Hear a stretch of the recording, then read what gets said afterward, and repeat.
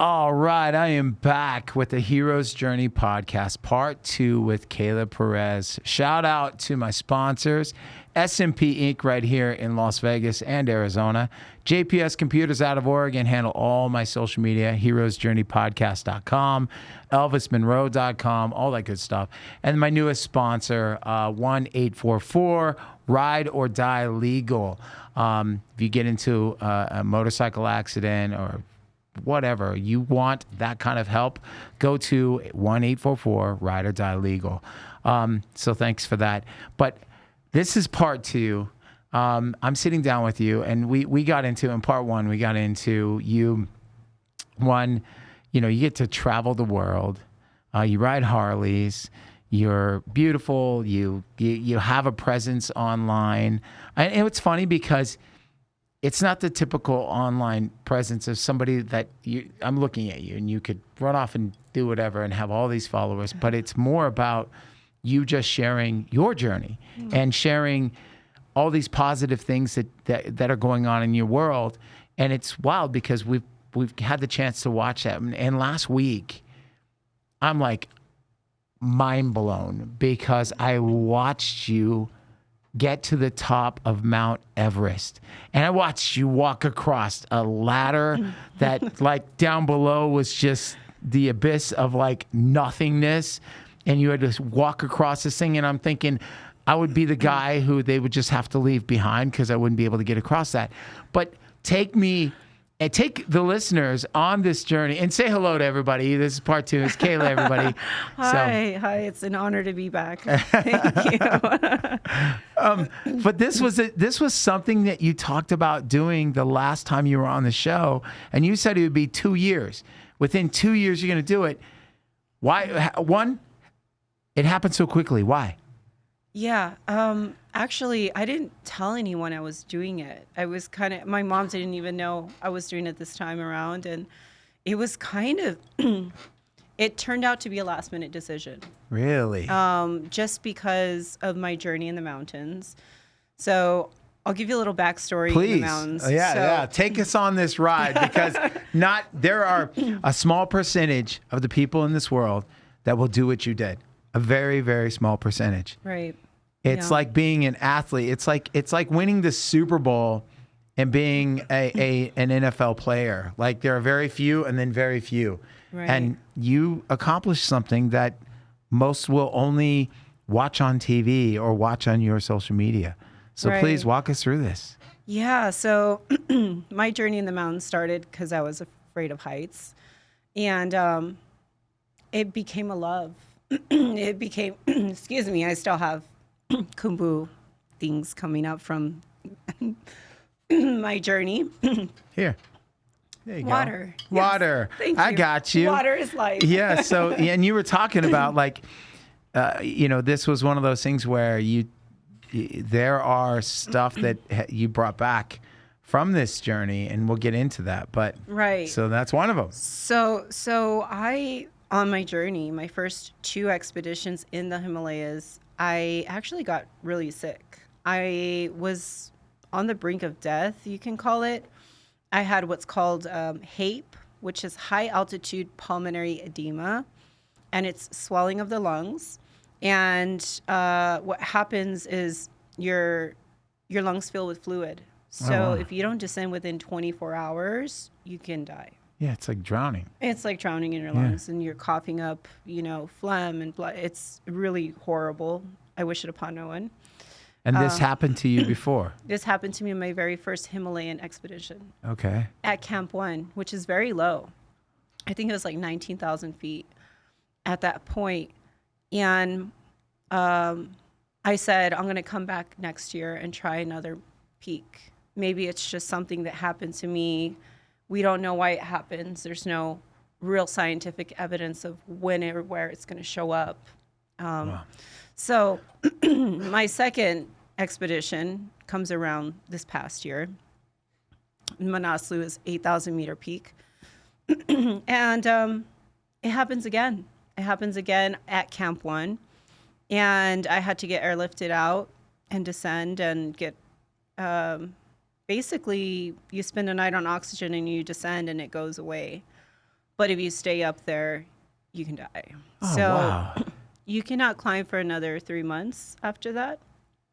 And that was really discouraging because it was something that I really wanted to do. I wanted to climb to new heights. I wanted to see how high. And Everest was always a dream, because it was the ultimate achievement and perseverance of what I had gone through. It was my, my metaphor for life. It was climbing my own Everest, persevering through hardships and a lot of different internal, medical things that I had gone through other than pulmonary edema. So I got with a doctor in Colorado, and he's a specialist in altitude medicine. So this guy, Dr. Peter Hackett, amazing individual, he actually put me on a program. He said, you're going to ascend really slow. You're going to climatize properly. And he gave me a medicine that helps prevent pulmonary edema. So I was going back to the Himalayas to test that out on a lower peak called Lobuche. And Lobuche they call it the Trekker's Peak, and it's supposed to be pretty easy. I mean, it's still high up, it's still challenging, but it's a lot easier than these great mountains, 8,000 meter peak. So I do my acclimatization, 12-day trek to base camp. It's right next to Mount Everest. And once I reach base camp, I develop a lung infection. Oh, no way. So the actual doctor on Mount Everest had looked at my lungs and said, just watch it because it could turn into pulmonary edema. So I was more susceptible to it. And once you have it, you're kind of, you're in the pot for it again. So I was kind of just tiptoeing around that, and I was really babying my lungs. I descended so that I can heal my body a bit. And once I went back up, the team was already headed to Summit Push for Lobuche. So I kind of missed that train, and I was a little discouraged, and something inside me said, heal the body and climb Mount Everest. I know I can do it. I was telling myself, I know I can do it. Why not? And That's awesome. So I told my expedition group, I said, look, hear me out. This is what I want to do. And they've actually been super supportive because they're the ones that I've been going to every year for these expeditions. And they know my history, and they know I acclimatized properly, that I was just going through, a lung infection that would eventually heal. But the expedition was 2 months long. So I had time to kind of recover. Okay. And they said, okay, let's do it. Let's go ahead and put you on the expedition. So my friend Roby and he was going to climb with me. He also got a lung infection. Oh, wow. And it's really easy to get sick up there, by the way. And everyone's battling some sort of cold or illness. And he decided to join me in Mount Everest. And so we were on the trajectory to go do our rotations, and we were early on, so we caught the whole team when we needed to. So once I hit rotation, there were many things that had happened. I had developed an ear infection after my lung infection, and then I had this really bad cough. Ear infections are painful. Oh, it was the worst pain, and especially the pressure of being at altitude. It was very, very, very painful. And this is something you're doing to yourself. This is just a challenge that you're putting on yourself. So you're going to power through this ear infection. You're going to power through you being sick. Okay, go ahead. And then after that, it just kind of every day was a new challenge. The food, when you're at altitude, when you're at higher camps, there's really not a whole lot of food available. So I'm eating like ramen noodles and like zero nutritional value. Right. I'm eating and I'm drinking water that is boiled. So the only way to source water on the mountain is to chip it from the glacier and boil it. Really? So you have this water, and there's particles just like floating around the water, and you're like looking at it.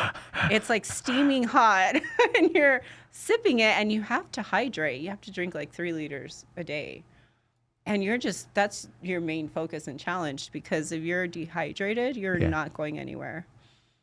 So that was another challenge. But when you're at altitude, funny story, you get diarrhea. Really? And you get nauseous, and there's mountain sickness. There's so many things that happen that people don't realize once they start ascending to higher, past 20,000 feet.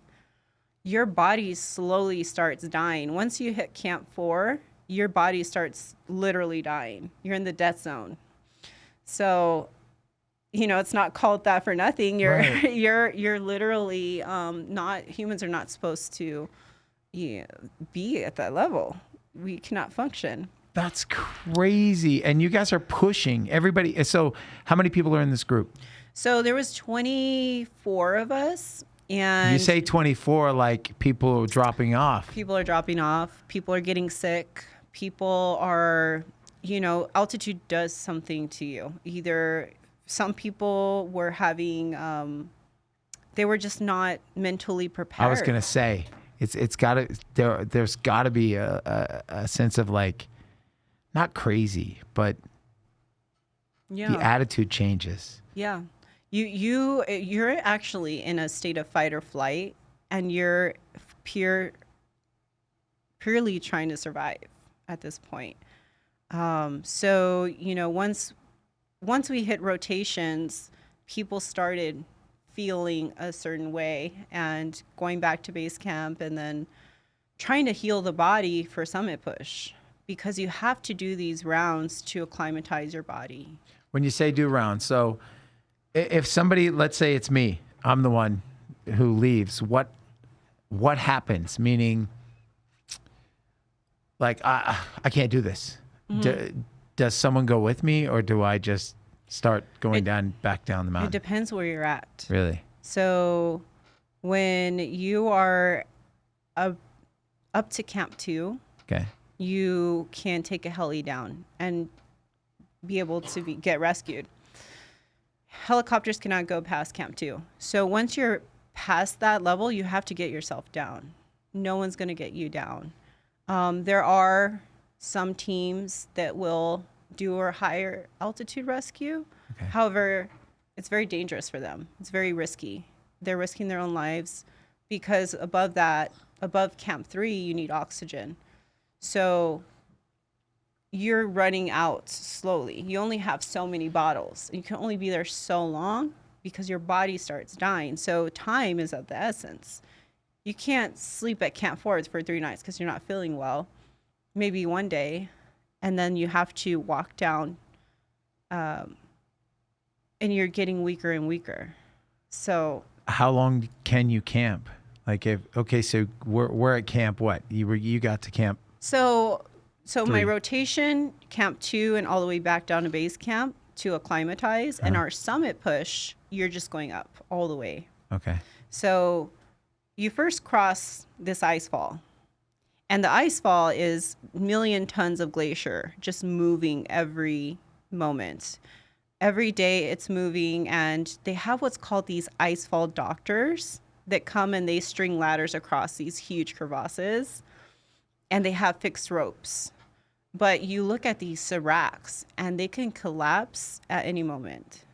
So you leave at night, and you're leaving at like midnight. And so you're crossing, this huge glacier field, and it took me like 12 hours to cross. Really? Yeah. So and once the sun hits it, it starts melting, and these towers can just come crumble on top of you. I see that in Alaska. The glaciers crashing into the water. Easily. I've seen that in person. Yeah. It's terrifying. And you're walking across these ladders with ropes, but sometimes there are no ropes. Sometimes, you have to jump across a crevasse that is huge, and there's no, like you said, there's bottomless. I saw some of that. You were shooting video, and it's just seemed like it was just forever down there, and you were Yeah. walking across a ladder. Walking across a ladder, and I think the worst part is jumping across. Because you're with crampons, you have Right. crampons on the bottom of your shoes. You're on a fixed line, but you're jumping, and so if something gets caught, you're still falling in the crevasse. And because I was terrified of heights, that's still in me. Yeah, it is. It doesn't ever leave. You just learn to deal with it. You learn to cope with this fear of heights. So, yeah. So, you keep pushing and you keep one step ahead of the other. And before you know it, you're in Camp 4 and your summit pushing. What was the toughest part? Physically? Was it physical? It was mental. 100%. No, I mean, I'm just asking what, right now, when I said the words, toughest part, what comes to mind? Was it laying there not knowing what tomorrow's going to bring, or how you're going to feel? What was it? What was the toughest? The toughest part, knowing that you have to keep going or you're going to die, it's a mental aspect. So if you don't get yourself down, you are going to die. And you're in the death zone, and you do see people that are in that position, and it is very terrifying.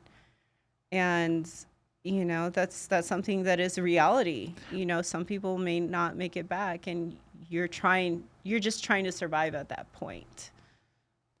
And this is something you chose to do. You chose to take on this challenge. And the thing is, it's not like I have to do this and this is saving my family, or this is, this is a personal challenge. That's my goal. So you're at Camp 4. Mm-hmm.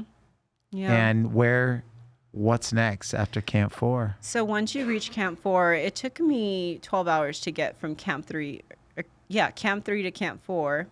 There was a long queue of people that day. So it was just kind of just slow moving. And once you reach Camp 4, my team had mentioned that I was going to summit push in an hour, which takes 8 to 12 hours to get to the summit. Mm-hmm. And I said, absolutely not. I need at least a day to relax or just to rest, because this is a huge undertaking. I'm dehydrated at this point. I hadn't eaten, where I was dealing with this cough. I had an earache. My body's doing all kinds of crazy stuff, and you're just trying to survive. And if you don't have rest at all, then that's kind of, setting yourself up for failure. And failure up there can lead to death. And it's dangerous. Yeah. Very, very dangerous. Yeah. So I decided to take a rest day.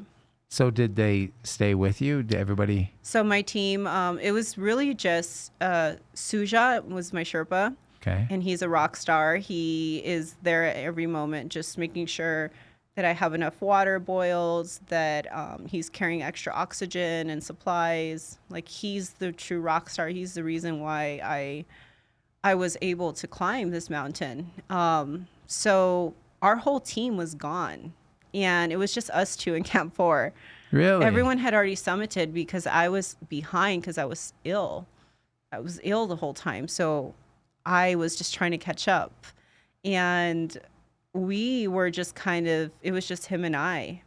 So our team actually sent an extra Sherpa out for extra support. Okay. Because you need extra oxygen on summit push. Okay. So he sent an extra few bottles, extra Sherpa, and a radio. And we summit pushed the next day around midnight. And it took us 12 hours to get to the summit. On your social media, I saw there were quite a few people at the top with you. Right. Yeah. So when you pushed through, did you catch up to them, or how did that work? Yeah. So actually, one of those companies was my friend that lives in Oregon. I actually ran into him, and he was guiding out there. So we were kind of all together, which is great. I see. Okay. But there was a good amount of people, but there wasn't as many as the day before. Okay. Because it's all about weather windows. And the day before was the best weather window, and then mine was decent. Okay. Like, it's shift. Once we hit the summit, the storm came.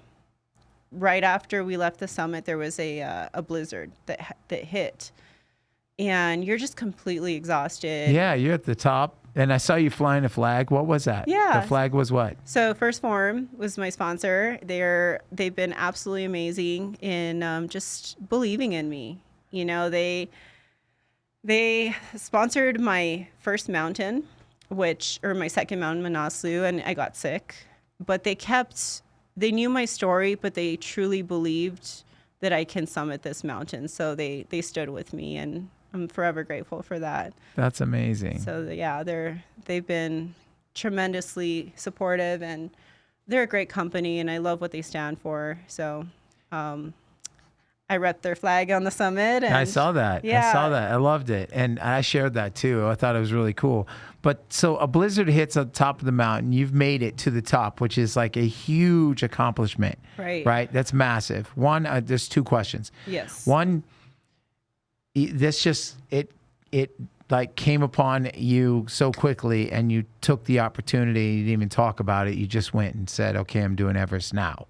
This is happening, right? That's what you were saying. It just kind of, it was an opportunity, happened. I went after it. Okay. Now you made it to the top of the mountain.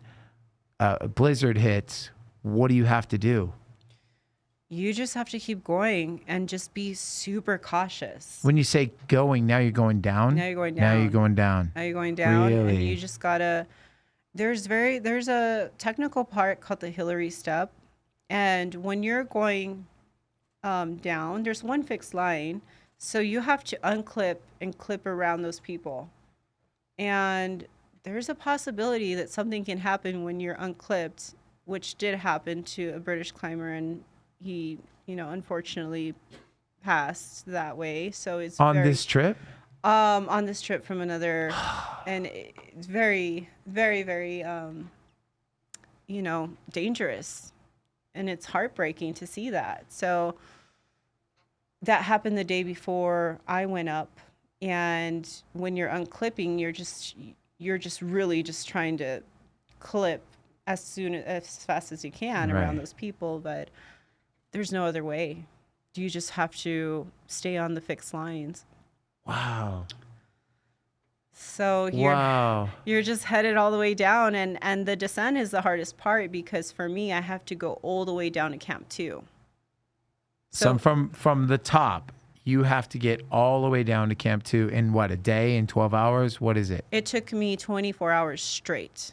Really? Right. From leaving Camp 4, summit pushing, and going all the way back down. It's so easy to say the words 24 hours, but 24 hours can be forever. And when you no sleep, no food, boiling your water, just completely just a shell of a human at that point. I was just pure adrenaline, and it was all mental. I just knew I had to keep going, because no one is going to come rescue me. So it's all up here, and knowing that my body is capable of it, it's going to be very freaking uncomfortable, but I will persevere. I had blisters all on the bottom of my feet. I was limping. I was in tears. There was moments where it was so tough, and but I knew if I stop, I die. If you stop, if you don't keep going at that altitude, that's it for you. So you're in a fight or flight at that point. wow. Yeah. So after that, Camp 2, and then you cross the ice fall back to base camp, and that probably was almost as tough day as the previous day. Really? The ice fall is now melted, and crevasses are bigger, and ladders don't have ropes on them anymore, and it's just not really maintained as much. And that was terrifying when you're completely exhausted. Yeah, you're mentally trying to keep it together. You're physically exhausted. You're injured. You're coming off of the rush of, I did it. I got up here. It's not like a helicopter's coming to get you and take you down or something. No. Now you have to go down the mountain, which is almost just as hard, if not harder, than than going up. Wow. Yes. I didn't think about that because I saw the accomplishment, but I didn't think about what it took to get down. So you're down to camp 2. Do you get a day to rest? So you sleep there, you sleep a night, and then that's, the next morning you set off for base camp. But it could easily be you're crossing crevasse I was going to fields say, you're still going across the glaciers. You're still going. And again, it's a tough thing. You're just at the gym trying to push through certain things. You're trying to mentally push through. Oh, I'm going to do 5 more minutes of cardio, or I'm going to do. No, I have to do this. Otherwise, I could die. 100%. And when you're crossing the ice fall is the most dangerous part of Everest, and it's at the end, and you're completely exhausted. So if there's one misstep, you're falling in a crevasse. Sometimes you're not roped up because the ropes are not possible. The ropes are gone. The ice fall doctors, they maintain till the 28th, but they don't really fix or set new lines. And the glacier's moving. So Yes. you see all these old lines just kind of buried under the glacier, and you have no choice but to just hop over all these, it's like a video game at that point. You're just like Right. hopping over all these little pieces of glacier and overhangs that could easily collapse. So it's kind of like a hollow overhang, and then you have to hop over a crevasse that is another overhang, but you could hop there and it can easily just break. Right. And someone that has had a fear of heights is pretty terrifying to do. Wow. Yeah. So, okay. So because this was amazing. One, what a huge accomplishment. It's why I had to save this. Again, I've wanted to ask, what's this shirt? What is this? What is it? So First Form, this is my sponsor. Oh, First Form. There you go. Yeah. First Form. Perfect. I couldn't see. Your beautiful hair was in the way. First Form. That's awesome. Yeah. Okay. So Andy Fasella out there, he's a good friend of mine, and the whole family, they're super awesome and supportive, and First Form is what is it? So they are a supplement company, Okay. But lifestyle brand as well. They have different clothing, and they have some of the best products I've tried. So I wanted to reach out to them because it's also the family and culture behind it. Yeah. And I really took to that, and I asked them if they wanted to be behind this project, and they were all on board, and they were super stoked on what I had, to offer. And it was just chasing my dreams and standing on top of the world and persevering. So I wanted someone that aligned with that. That's amazing. Yeah. Travis, did I miss anything? I mean, did you? No. She just climbed Mount Everest, dude, then had to go down. The one thing I'm curious about, and I Yeah. see pictures of it, is that do you think Mount Everest, the trek, is getting overcrowded as a goal people meet? Because I've seen photos online where people are waiting hours at the peak just to get to the peak. And then there's obviously a bunch of garbage, and it's hard to be up there. So how did that feel in just that part, when you were in the queue, if there was one? So the only queue that I was in the whole entire time was Camp 3 to Camp 4. And really, people they kind of misconstrue that. What the queue is there is a lot of climbers, correct? However, everyone's going at a snail's pace. No one's running up the mountain, So from my perspective and what I was in, it was just kind of taking a step and taking a breath, and that we were all moving, and it was a really slow move. So personally, it didn't affect me. There were other queues that were longer in the summit push, and it can get dangerous with limited oxygen. There's only so many stashes for every climber. But to my understanding, there was no effect on the oxygen because everyone had enough. It was more of the other dangers of Everest. So it was people that were going without oxygen.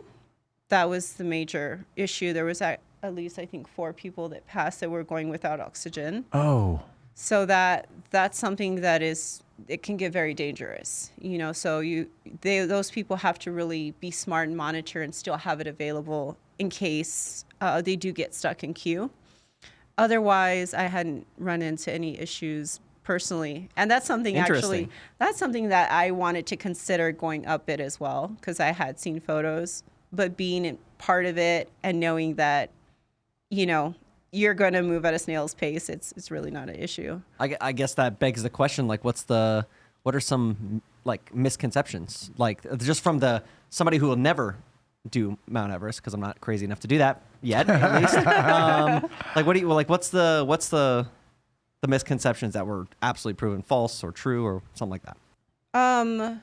So I think that was the main thing, is most people asked about the queue and the dangers of it. The most dangerous, being without oxygen. But I think, I think people have no idea what it takes to to climb it, and so there's just many parts to it. It's a 2-month endeavor, and you learn a lot about it.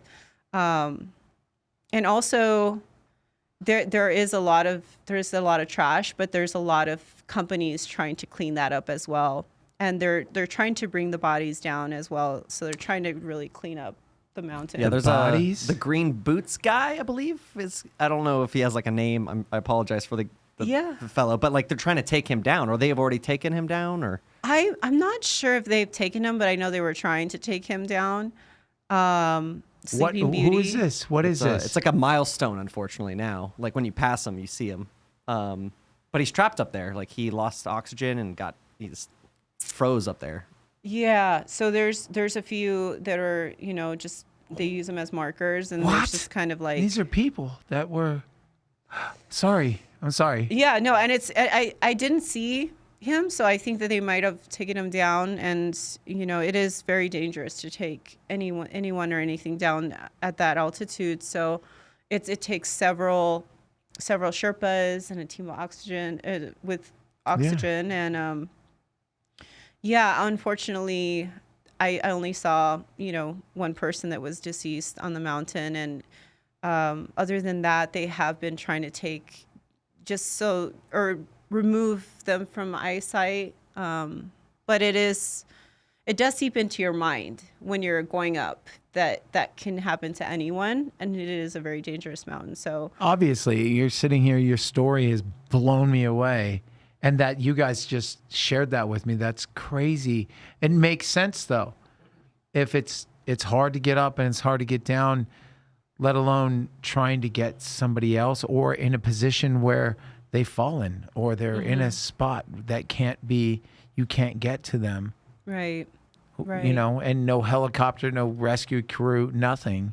That's crazy. Yeah, and unfortunately, there's been over, I think, 300 that have passed in the mountain. So it is a deadly mountain, and they have removed a lot of those bodies, or you don't see them, but it's still in the back of your mind that anything could happen. And it is very important to have the right support and team and mind. A lot of people don't have the right mindset, or they go up for the wrong reasons. And it's, for me, all about intention. Why do you want to climb? And are you prepared?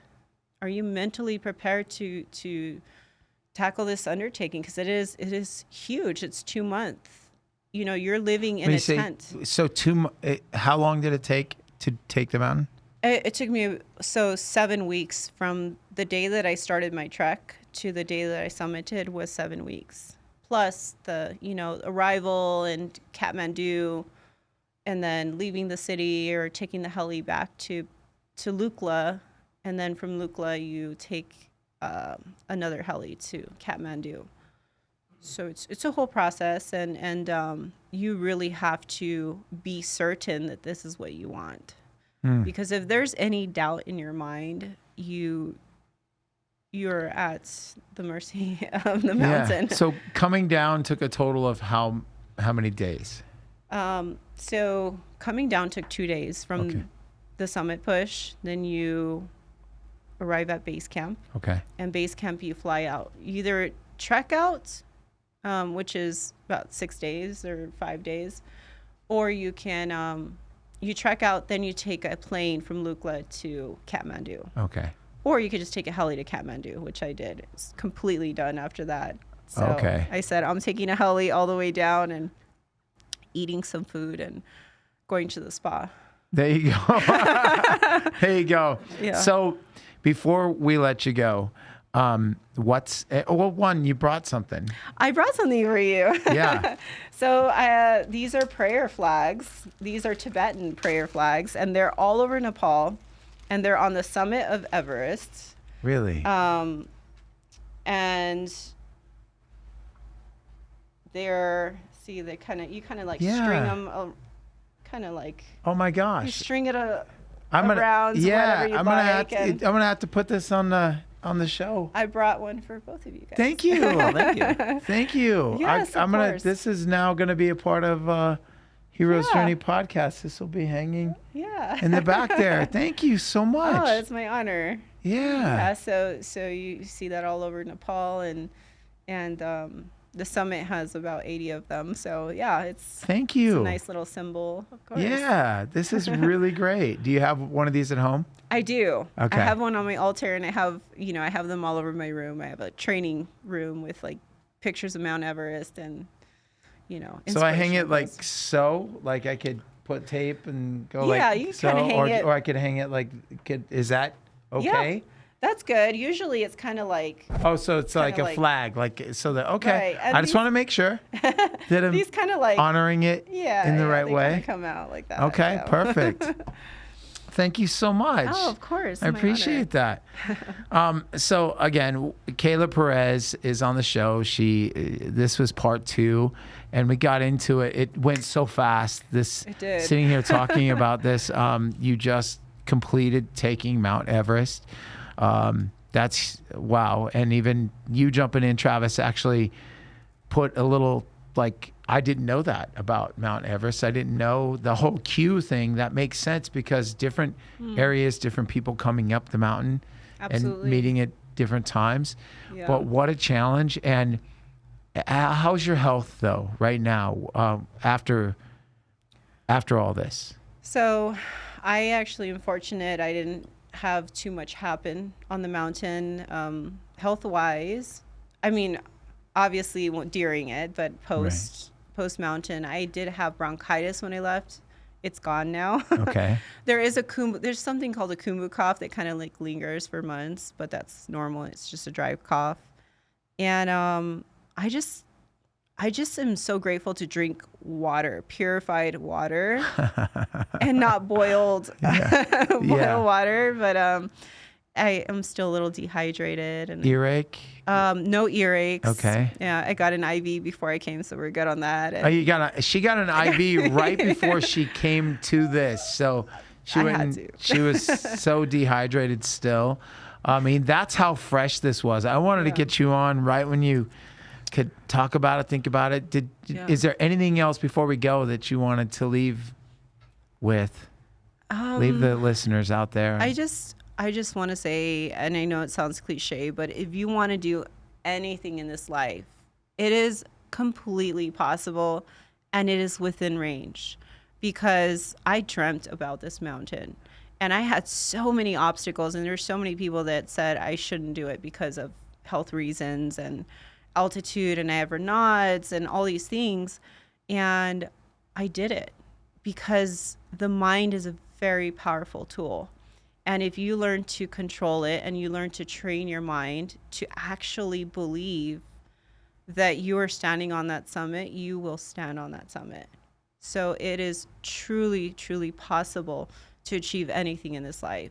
There's always a way, and do it with a full heart and do it with gratitude, every single day. So that's what I want to say. And I really deeply mean that from the bottom of my heart. That's amazing. Thank you.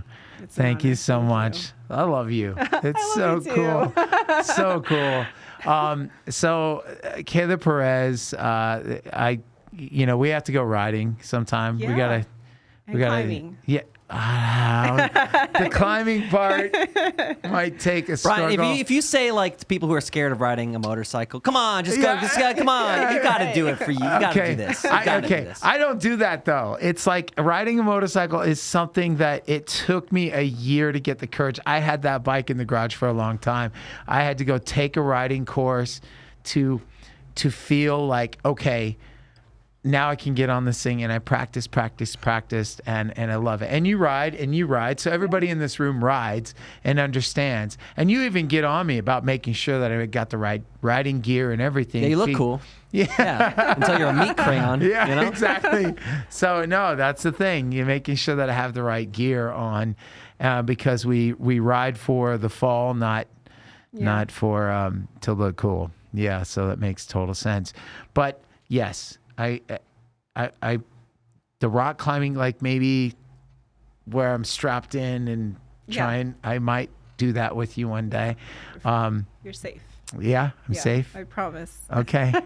I'm so afraid of heights. Like I'm shaking. Literally, I get like this. It freaks me out.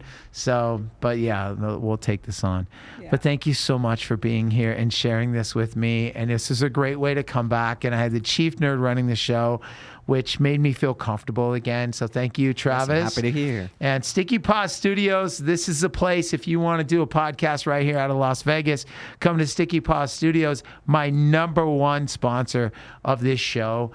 Thank you to John Orlando from Action Junkies, Travis Flesher, the chief nerd, the guy making sure all this happens.